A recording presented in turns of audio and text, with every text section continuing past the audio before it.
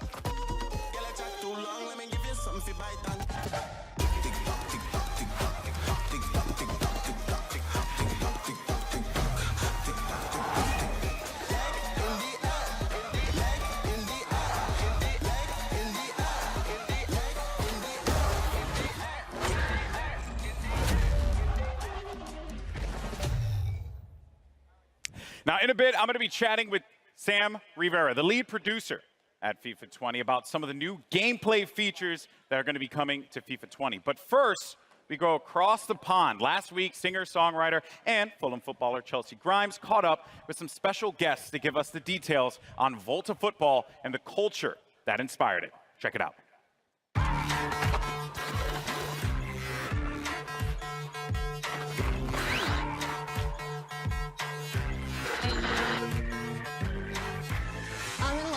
With Volta producer Jeff Antwi and Manchester United and England legend Rio Ferdinand to talk about a subject close to my heart, street football.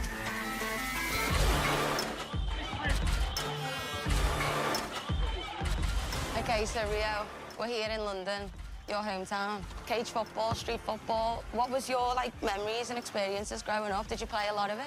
No, this was where I grew up. This is exactly what I've done, day in, day out. In there, the ball never goes out of play. Physically, it's demanding. You're forced to almost have a personality and show a personality in there, do you know what I mean? There's definitely no hiding in there, is there? You can't hide in there. So I used to play in the street with all the boys, and it was kind of the same, you know, we'd learn how to bounce it off the curb and use the walls on people's houses as another player. What was it for you that made you want to bring it even into the game? For us, it's a return to street football for the FIFA franchise, and we're really excited about being able to, be in places like this, where it's rooted in the real people, the real places. Authenticity, creativity, culture are all things that we wanted to bring to Volta. Look at that guy's footwork. Yeah, the footwork's it's amazing. That's what you can do in Volta, though. So that's part of the detail in the gameplay. So you can do all these mad tricks like this. Well, just being able to be really skillful with the ball at your feet. Whether it's a classic futsal drag, or being able to play it off the wall to yourself to beat your opponent, or flick it up over your head to create space for on goal. Can you use that with the players from the professional teams? Absolutely. So obviously with it being FIFA, we want to make sure that authenticity is at the forefront. And so you can play with or against the real players, all the licensed players that we have, all the licensed clubs. You can imagine playing Chelsea versus Spurs in this London cage. Man United versus Liverpool. Man United versus Liverpool.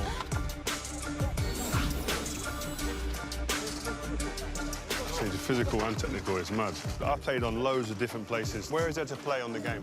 So obviously with Volta, it's the world's game, and there's so many locations that you can play with, from a rooftop in Tokyo to a London cage like this, or even an underpass in Amsterdam. So, we want to make sure that what we're building is, real to the space, real to the people. Well, where's the craziest place you play football? I was actually in a camp in LA, and I played a bit of soccer there, I've never played it there before. The pitches are a lot nicer than when I grew up playing in Liverpool.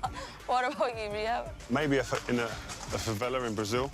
I went to the World Cup in Brazil. My first one I did as a pundit. I managed to go into the favelas and have a little look. crazy, man. And amongst that was just like a pitch in the middle of it, in a cage. A bit like here, but it's just different setting. Right. What type of football were you playing? We played whoever was there. So you just play with the numbers you've got. If there was 3v3, fine. If it was 5-a-sides, not a problem. Yeah. So what's great is that's Volta. Being able to play 3v3, 4v4, 5v5, playing with goalkeepers, playing without goalkeepers, you know, playing in a cage like this or playing futsal, you know, with more authentic rules. I think Volta does a really good job of representing the diversity of the game, not only the people, but also in the game style. You can treat the wall like your teammate, passing to yourself, or you can be really skillful with the ball, like, you know, like these guys are being.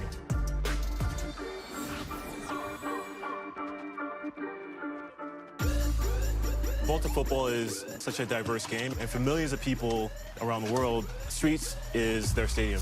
So for you guys, like, what are some of the fundamental things that you take away from the streets, and what translates to the stadiums? Small-sided games, three versus three, 5-a-sides. I grew up in this environment. I think it enables you definitely to be able to deal with people 1v1, because in a game in a stadium, in front of thousands and thousands of people, you're going to have to deal with someone 1v1 like this, and with bigger spaces. So you getting used to that in this type of environment is, I think, for a young player, is key. Having a personality, not being afraid to try something new here. Yeah. And obviously, you know, eventually you can go and put it onto the big stage. So I think this is like, yeah, you go and express yourself. I think definitely the word, that key word, express. If you can express yourself, you see the best in everyone. I think individually, as a team. You know, street football is, for a lot of people, it's foundational. And it translates to, you know, the stadiums. And for Volta, that's kind of how we built the gameplay experience. And so we're really excited about what we can, you know, represent, and being able to represent the flair and the style that you guys just talked about. I think a lot of people as well used to always associate like skills and flair without the end product. I think that's what's great about this game, is that end product's always king. Really want to know is, can you create female players? Absolutely. I think that's one of the biggest innovations. You can play male or female, and they play with each other as well, and that's an important part of what we're building. When you go and play in there, not everyone turns up in a pair of shorts, boots. Can we have like jeans, like cut-downs that I've got, or? You can have, you know, t-shirts and shorts, or you can have jeans and long sleeves. Again, a big thing for us is, you know, being able to establish the culture that is street football through clothing, through how you look, your personal style. You can have short hair, long hair. You can have tattoos, no tattoos. You can play with trainers. Okay. A lot of the time as well is like, it's not only you want to look good, you want to feel good, play good. Yeah. And some of it's superstition, like it's all of that all in one. If you can get that into a game and transfer that and translate that into the cage, you got it made. That's a big part of Volta football, just being able to represent the people as they are. You know, we want it to be authentic, we want it to be diverse, you know, we want it to be cultural and creative, and a lot of that is, you know, how you equip yourself and how you carry yourself and how you represent yourself in the game.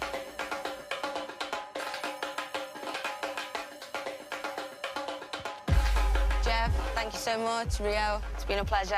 I can't wait to play Volta, so I'll see you in the cage. Well, there you have it. Volta football, pretty cool stuff there. Now, I can't wait to get my hands on it later this summer, but to talk to us about the exciting new gameplay updates and innovations that are going to be coming to FIFA 20, we have FIFA lead gameplay producer Sam Rivera here standing by. Sam, welcome. Thanks, Alex. It's great to be here. Give it up. Give it up for Sam. Thank you. Thank you. Yeah. All right. All right. Pleasure to have you here, my friend. Now, here's the deal. I knew this coming into this. When they asked me to do this gig, I was like, listen, this is going to be a tricky one, right? Because FIFA has a very passionate community. I know this. I experienced this firsthand when I hosted that FUT Champions Cup.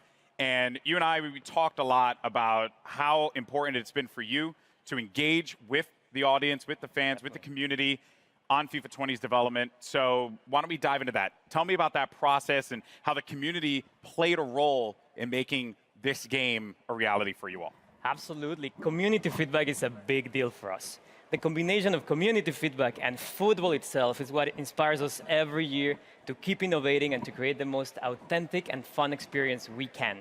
And we know we have a big community, so this year we actually talked to over 3,000 players, from pro players to new players, casual players, hardcore players. And because we know this is a two-way conversation, we released an important Pitch Notes article at the end of May, where we explain a little bit more about how we approach community feedback.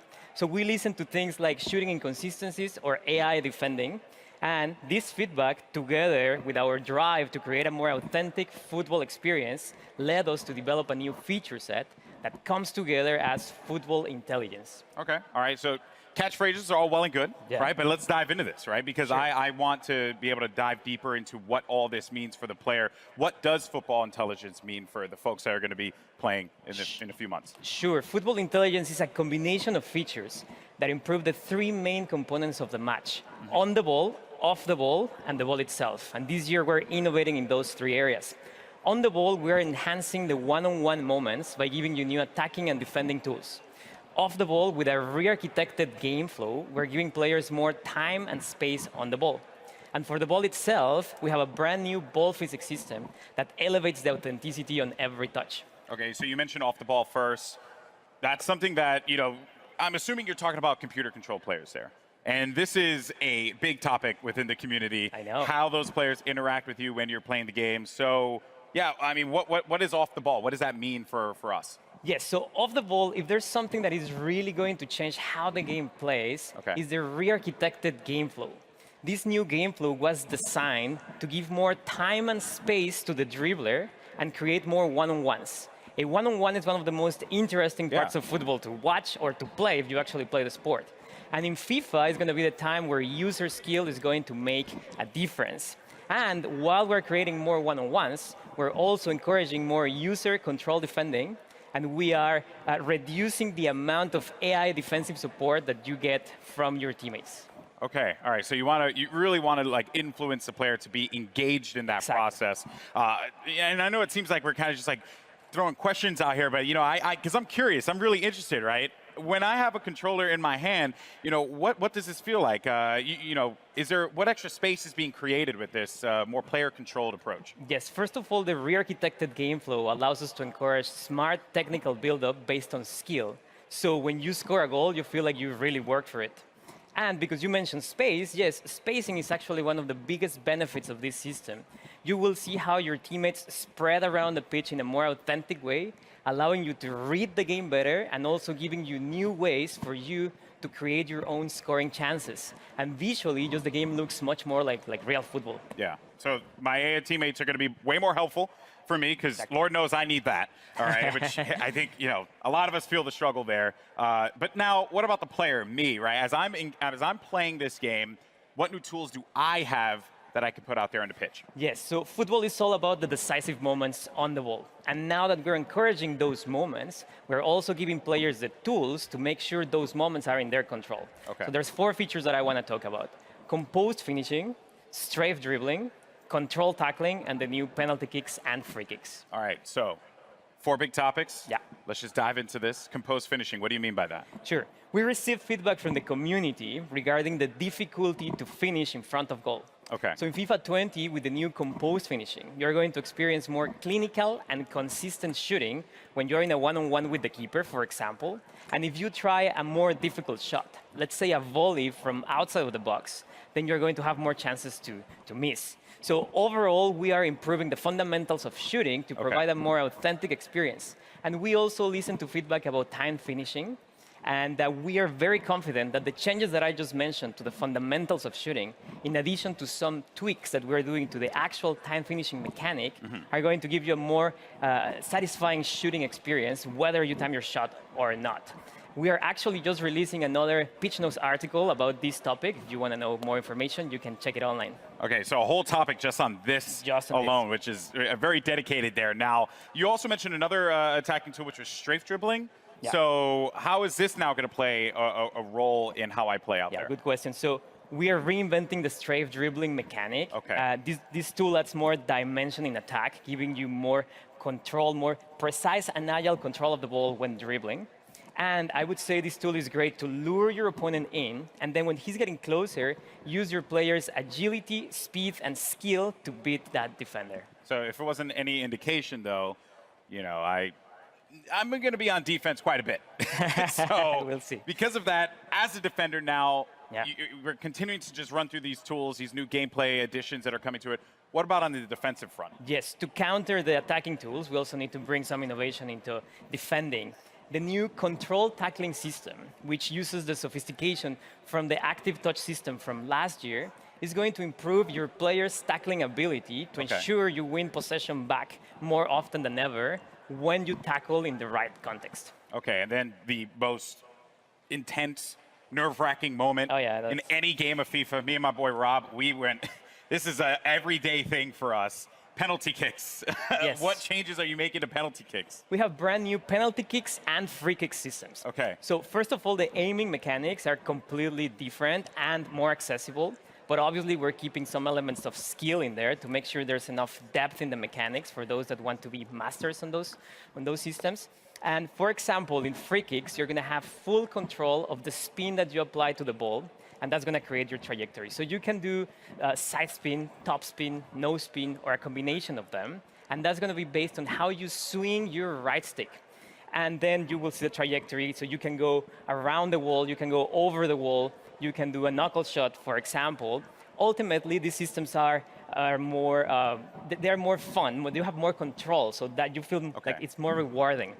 And you swing your right stick, and then you see the trajectory being created, and that's the cool part. So, you know, for like us FPS gamers out there, maybe that's something that I can actually be good at, you know, like exactly hit with the right stick. That's awesome. All right, so on the ball, talked off the ball, but the ball. That is the most essential part of the beautiful game. So what's new with the ball? We have a brand new ball physics system. And the ball is at the center of every match. And the innovation that we're bringing to the ball this year just gives you a more authentic experience in general. Yeah. So we rewrote how the ball behaves on every player contact, on every bounce, on every interaction, and how spin affects the trajectory of a shot, pass, or cross. So what you will see is more realistic player deflections, more realistic bounces. And if you do a shot, let's say a finesse shot, you will see maybe more curve. If you do a lace shot, you will see a dipping trajectory, a rising trajectory. There's more variety in general. So the entire FIFA experience feels fresh because of this new ball physics system. Trying to get that ball to bounce in fun ways is going to create some interesting moments, especially for a lot of our top players out there. Now, I know that a lot of fans, I'm sure, are going to be very excited to try out these new features. And since you have the eyes and ears of a ton of FIFA fans right now, floor is yours. Anything else you want to say to this community? Yes, so the features that I just talked about are very important, but there are many other changes that we're doing in FIFA 20, and a lot of them are based on community feedback. One of them is pace. We know that sometimes slower defenders can catch up with faster dribblers, so we're tweaking pace in FIFA 20. It doesn't mean that the entire game is going to be based on player speed, but it just means that player physical attributes are going to be slightly more important. We're doing something very similar for strength.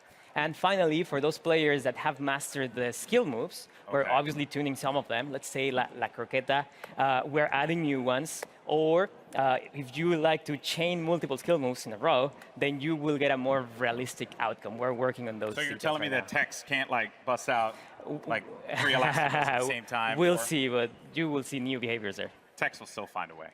Tex will still find a way. Well, thank you so much, man. I really appreciate it. Now, when can players get their hands on FIFA 20? So it's going to be September 27th. Okay. And there's some good news. If you have EA Access, you're subscribed to EA Access, you can get hands-on September 19th.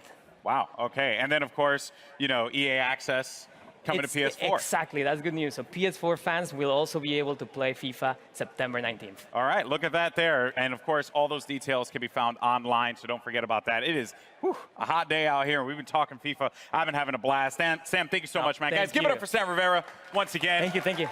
Awesome stuff. Now, don't forget, if you're in LA, come down to EA Play, try FIFA 20 for yourself, or come watch some great street football competition at our custom Volta pitch. Keep an eye out because the FIFA team has a lot more to come between now and September. They'll be posting deep dives on the Pitch Notes platform. You get more info on gameplay, career mode, pro clubs, Volta, and because we all know you want to talk about it, FIFA Ultimate Team. So keep an eye out for those. I'm Golden Boy. Thank you so much for watching. See you later.